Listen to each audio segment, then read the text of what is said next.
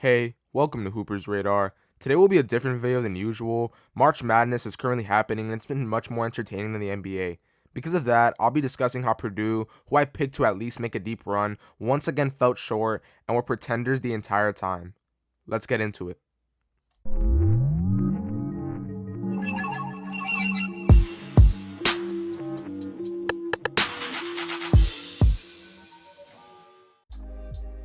The Purdue Boilermakers were a team that didn't start as the 1 seed on the top 25 rankings, but were well considered as a talented team led by the returning star center Zach Edey.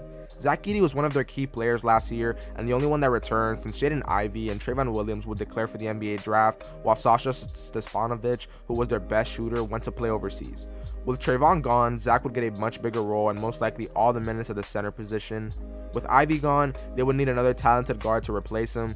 Skip forward to the transfer and signing periods. Purdue's basketball team looked like a freshman backcourt of Fletcher Loyer and Braden Smith, mixed with some vets and the Zach Edey, who was most likely going to have to carry this unexperienced new roster. Season began, and Purdue was doing very well and getting many wins against teams like Duke, Marquette, Gonzaga, Michigan State, and Iowa University. These wins made them look legit and helped them become the #1 ranked team in the nation on the top 25 rankings. I believe they went 23-0 before eventually losing to Indiana, which was the beginning of them starting to look a little sketchy. The rest of their season wouldn't be as competitive as the beginning, where they played more ranked teams, but they would have to play Indiana again, and hopefully this time they would show that they are the #1 team for a reason. Wrong. They lost again to Indiana, and this would begin to make them, and probably other fans, question if Purdue really was as good as the rankings and attention they got stated. I'll tell you one thing that was very inconsistent when watching Purdue games. The ability of the guards around Zach Edey to make shots and make things happen. The offense was often ran completely through Zach. They would feed Zach the ball. Zach would either take a post hook or back down his defender, or eventually kick out to an open shooter as soon as another defender collapsed on him. This sounds great on paper. A 7'4" big that is unstoppable in the paint that can easily shift the opposing defensive attention on him and use that to pass out to open shooters. The problem was that Purdue's guards had inconsistencies when making these shots out on the perimeter. Purdue's biggest weakness was their guard play. What had previously been a strength in last year's team was now a weakness. Everything outside of Zach Edey was too inconsistent. The only thing about this team that was noticeably better from last year, aside from Zach improving in every way, was the team ball they played. Isolation possessions were very rare for any player except Edey.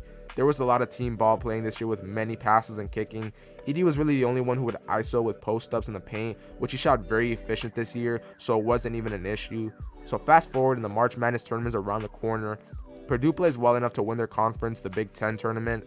They are listed as a 1 seed for March Madness and have a first-round matchup against Farley Dickinson, some no-name school that is recorded as the shortest team in the entire tournament. You have the tallest and most dominant player in college basketball against the shortest team. Sounds like an easy matchup and dream matchup for Purdue, right? Wrong. Once again, and for the final time this season, Purdue proved this. They were all frauds and got upset by the 16th seed in Farley Dickinson. The problems I had stated about hitting open shots and the guards needing to make some offense outside of Zach Edey happen all returned this game. Mason Gill shot 3 of 10 from the field and 1 of 7 from 3. Braden Smith shot 2 of 10 from the field and 1 of 6 from 3. He also had 7 turnovers. David Jenkins shot 0 of 3 from the field and 0 of 2 from 3. Ethan Morton shot 0 of 2 from 3. Brandon Newman shot 1 of 4 from the field and 0 of 1 from 3. I'll give props to Fletcher Loyer, who actually did pretty decent this time, shooting 4 of 10 from the field and 3 of 8 from 3. Of course, I'll save Zach Edey for last, who was the only one on this team who truly played well. He finished with 21 points, 15 rebounds, and 3 blocks on 7 of 11 shooting from the field. So obviously when a majority of your players, as I stated, are their shooting stats just now, shoot terribly from not only the field, but from 3, you are not going to win a game. Zach Edey wasn't able to carry this team alone this time. There needed to be more contributions, and if your guards can't hit wide open threes when it matters most, you'll never win a game. Purdue in total ended up shooting 5 of 26 from 3, which is 19.2% this game. You're never winning a game shooting like that. Well, I'll just give my props to Zach Edey. As a Purdue fan, at least you had another great year and showed up when it mattered most. To all my Purdue fans, let's hope for another good regular season and a better prepared team for March Madness next year. I hope you all enjoyed this video. Let me know in the comments if you guys want me covering college basketball more often. With that said, please make sure to like and subscribe to stay on the radar for all things basketball.